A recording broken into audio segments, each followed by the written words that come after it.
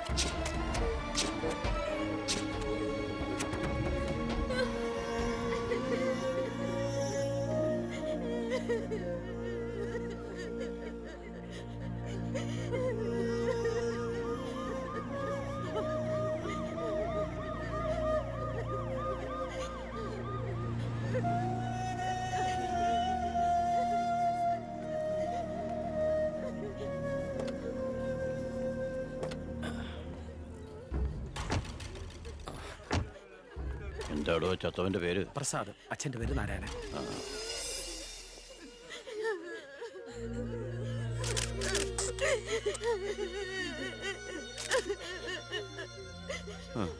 പ്രസാദിന്റെ അച്ഛൻ നാരായണേട്ടാ. പ്രസാദ് എപ്പോഴും പറയുമായിരുന്നു അച്ഛനെ കുറിച്ച്. വിഷമിക്കരുത്.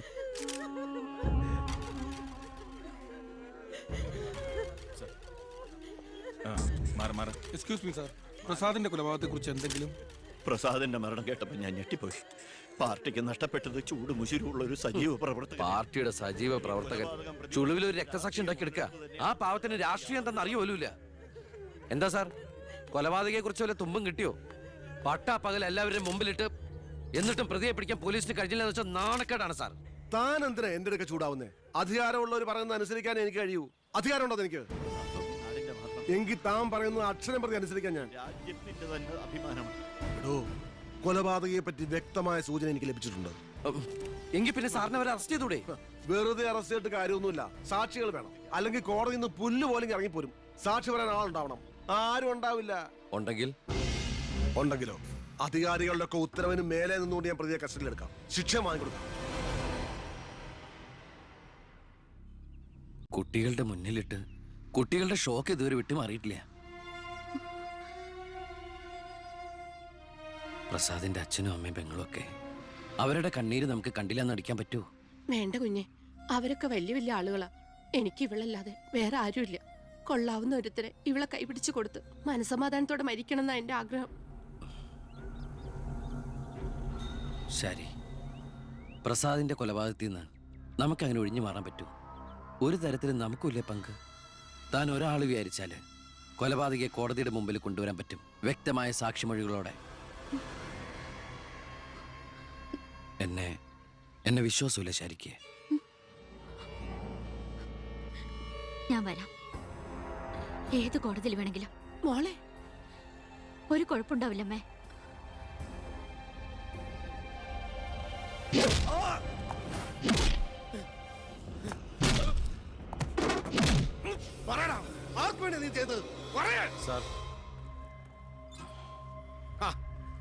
ഇവനാണ് മുഖ്യപ്രതി, വെട്ടൂർ ശിവൻ.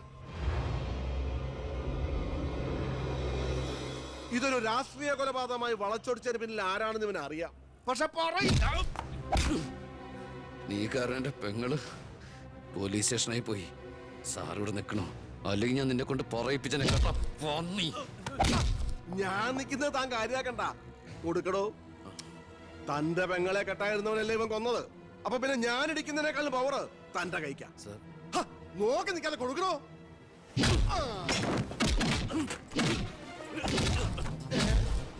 തിരിച്ചടിക്കാൻ എന്റെ അച്ചു വീടോ? ഇടിച്ചു തന്നെയോ? ഇടിക്കടോ.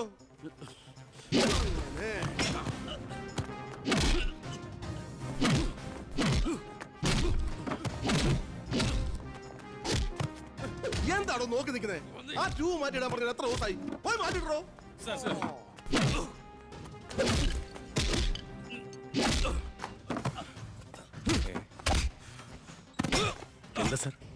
ഒന്നുമില്ലടോ.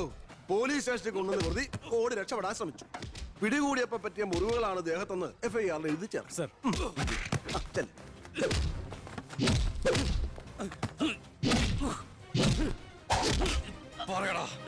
ആര് പറഞ്ഞിട്ടാണ് നീ ചെയ്തത്? പറയാൻ ആരാടാ നിന്റെയൊക്കെ പിന്നിൽ? മതി മതി ആ, ഒരു ചാൻസ് കിട്ടിയെന്ന് വെച്ച് ഓവറാക്കരുത്. അവൻ ചത്തുപോവും. പിന്നെ ലോകം മർദ്ദനം, സിഎക്ക് സസ്പെൻഷൻ. വെറുതെ എന്തിനാ എന്റെ കഞ്ഞിയില്? തൽക്കാലം ഇവനൊന്ന് റെസ്റ്റ് എടുക്കട്ടെ. എനിക്ക് അവന്റെ മേലെ കുറച്ച് പണിയുണ്ട്. എന്നിട്ട് ഞാൻ അവനെ കൂടെ സത്യം പറയിപ്പിച്ചോളാം. താൻ ചെല്ല്.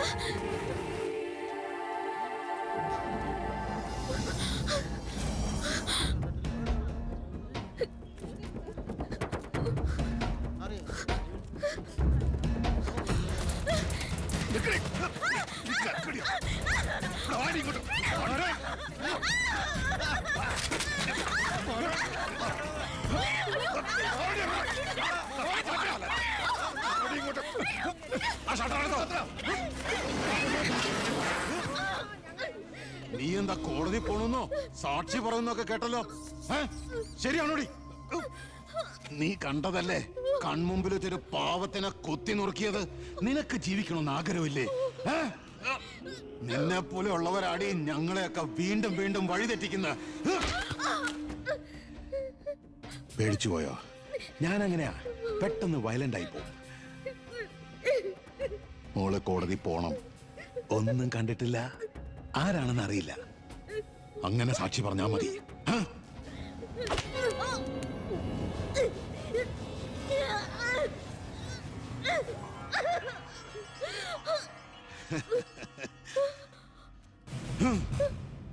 ഇനി ഇതിന്റെ പേരിൽ നമ്മൾ തമ്മിൽ കാണേണ്ടി വരരുത്.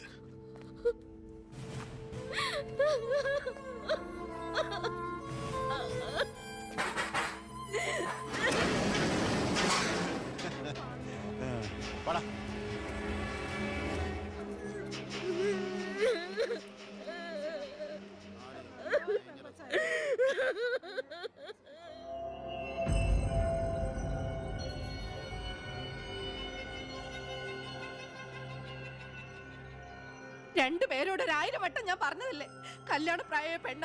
ഇനി ആരിവളെ? എല്ലാം തൊലച്ചില്ലേ? അതിനിപ്പോ ഒന്നും സംഭവിച്ചില്ലല്ലോ. ആര് വിശ്വസിക്കും? ഇത്രയും പേരുടെ മുന്നിൽ വെച്ച് മറുപടി പറഞ്ഞു പറഞ്ഞു ഞാൻ മടുത്തു.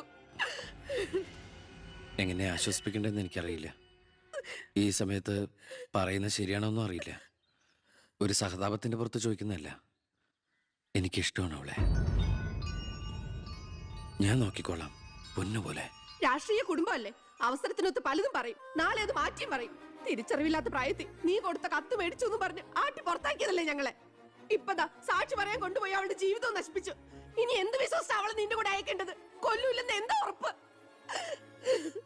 മന്ത്രിയുടെ മോൻ എന്ന പദവിയല്ലാതെ ഇവളെ കൊണ്ടുപോയി പോറ്റാൻ നിനക്ക് വല്ല ജോലി ഉണ്ടോടാ?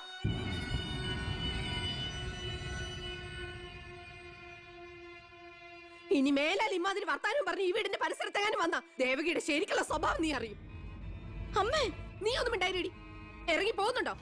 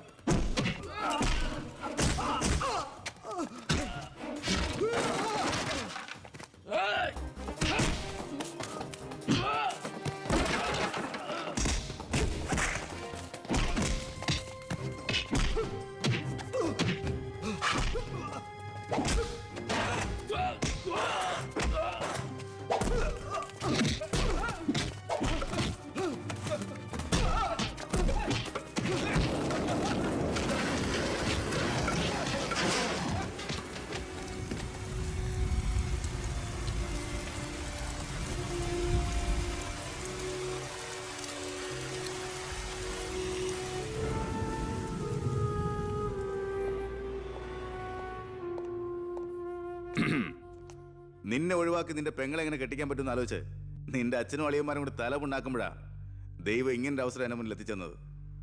ആദ്യം നിന്നെ സപ്പോർട്ട് ചെയ്യുന്ന CI വിജയനെയും ഗ്രൂപ്പിനെയും ഒരു അന്വേഷണത്തിന്റെ ചുമതല കൊടുത്ത് ഞാൻ സേലത്തേക്ക് അയച്ചു. ഇനി ഇവിടെ വെച്ച് നിനക്ക് രണ്ട് തന്നാലും കൊന്നാലും ചോദിക്കാൻ ആരുമില്ല. പക്ഷെ എന്ത് ചെയ്യാൻ പറ്റും, നീ എന്റെ അളിയനാകാൻ പോലെ. ഒരേ ഒരു അളിയൻ. ഒരു പ്രതിയെ പിടിച്ചാൽ 24 മണിക്കൂറിനകം കോടതിയിൽ ഹാജരാക്കണമെന്ന നിയമം. പക്ഷെ നിന്റെ കാര്യത്തിൽ ഞാൻ പറയുന്ന റൂൾസ്. എന്തായാലും എന്റെ കല്യാണം കഴിയുന്നവരെ അളിയനെ ഈ മുക്കയും ക്യാമ്പിൽ തന്നെ കിടന്നു എന്റെ ഈ കല്യാണക്കുറിയും വായിച്ചോണ്ട്. എന്നാ പിന്നെ കല്യാണത്തിന് ശേഷം തറവാട്ടി നമുക്ക് കാണാം. വരട്ടടാ അളിയ.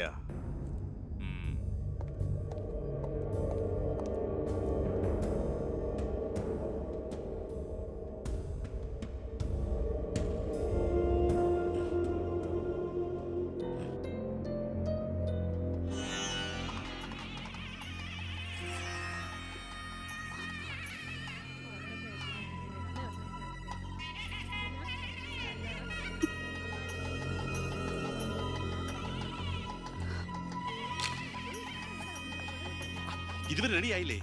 വരണം കൂട്ടർ ഇപ്പൊ ഇങ്ങ് എത്തും. റെഡിയാവും. അവിടെ നട്ടോ പവിത്ര, ഉണ്ണിയെ കുറിച്ച് വല്ല വിവരവും കിട്ടിയോ? ഫോണിൽ കിട്ടിയപ്പോ ഞാൻ വിവരം